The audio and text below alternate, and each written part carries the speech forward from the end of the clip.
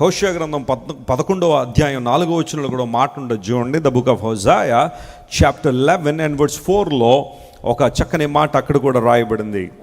ఒకడు మనుషులను తోడుకొని పోవునట్లుగా స్నేహ బంధములతో. చెప్పండి, ఏ బంధం అంటది? స్నేహ బంధం. నేను స్నేహబంధం అనే ఒక పాట రాశాను. మీలో చాలామంది ఆ పాట విని నన్ను ఆకర్షించిన నీ స్నేహబంధం, ఆత్మీయ అనుబంధం. ఆ పాటను మన యొక్క మినిస్ట్రీ ద్వారా సెకండ్ ఆల్బమ్ థర్డ్ ఆల్బమ్ అనుకుంటే అది రిలీజ్ చేసినప్పుడు చాలామంది ఎప్పటికీ ఆ పాట వింటూనే ఉంటారు. సరే, స్నేహబంధములతో నేను ఏం చేశాను? వాళ్ళని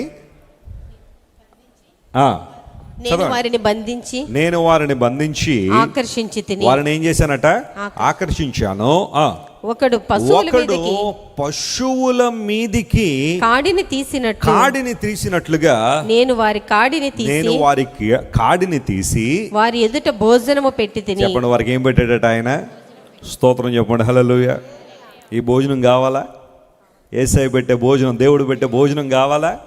ఆ భోజనం ఎవరు తినగలరు అంటే కాడి నుండి విడుదల పొందిన వారే క్రీస్తు ప్రభువారు అనుగ్రహించే భోజనాన్ని ఏం చేస్తారు? వాళ్ళు తినగలుగుతూ ఉంటారు. ప్రపంచంలో చాలా రకాలైన భోజనాలు ఉంటాయి, రకరకాల క్విజిన్స్ మనం చూస్తూ ఉంటాం. నేను ఆ ప్రాంతాల్లో ప్రపంచం అంతా తిరుగుతూ ఉంటానేమో విచిత్రమైన భోజనాలన్నీ కూడా ఒక్కొక్కసారి ముందు పెడతా ఉంటారు. అన్నీ తినలేను అనుకోండి, కానీ కొన్ని అడుగుతూ ఉంటాను, బాబు ఏంటండి దేంతో చేశారని.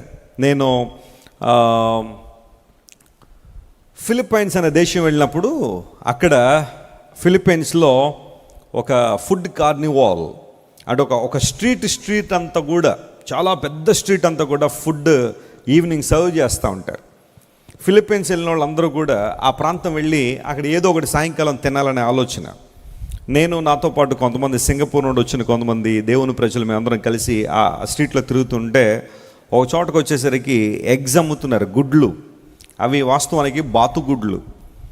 ఆ అమ్మే విధానాన్ని చూస్తూ ఉంటే ఆయన అన్నాడు, వెస్లీ గారు మీరు కూడా ట్రై చేస్తే చేయండి అన్నాడు. ఏంటి బాబు దీని సంగతి ఏంటంటే, లోపల బాతు పిల్ల ఉంటుందండి, ఆ గుడ్డు కొట్టి మనకి ఇస్తారు, ఏదో పౌడర్ జల్లిస్తారు. ఒక్కసారి అలా లాగితే ఆ బాతు, ఆ టెండర్ డక్లింగ్ మన నోట్లోకి వచ్చేస్తుంది, ఇంకా దాన్ని నవిలేసి మింగేయడం అన్నాడు.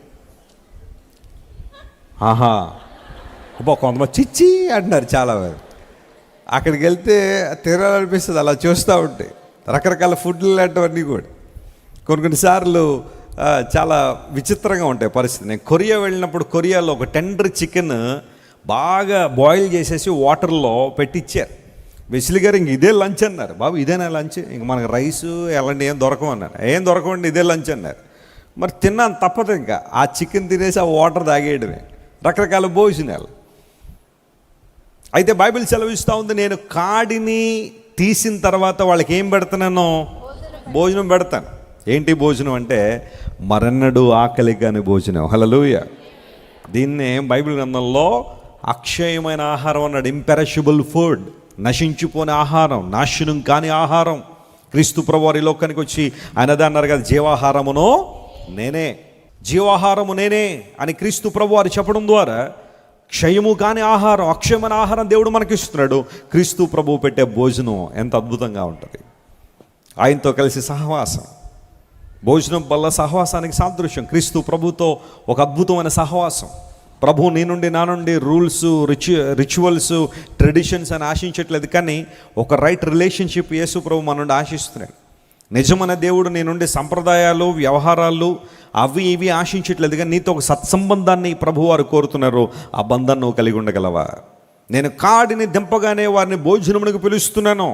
నాతో కలిసి ఎవరైతే భోజనం చేయాలనుకుంటున్నారో రండి, ఆ కాడిని విడుదల పొందండి.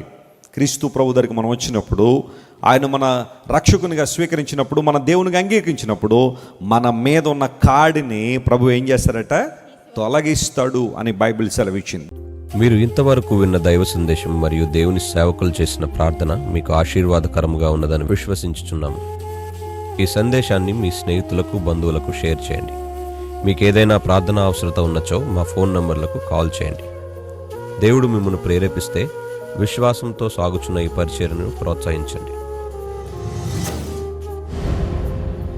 మరిన్ని వర్తమానాలు, పాటలు వినుటకు జాన్ వెస్లీ మినిస్ట్రీస్ అను మా యూట్యూబ్ ఛానల్ను సబ్స్క్రైబ్ చేసుకునండి. ప్రభువైన యేసుక్రీస్తు కృప మీకు తోడైండును గాక.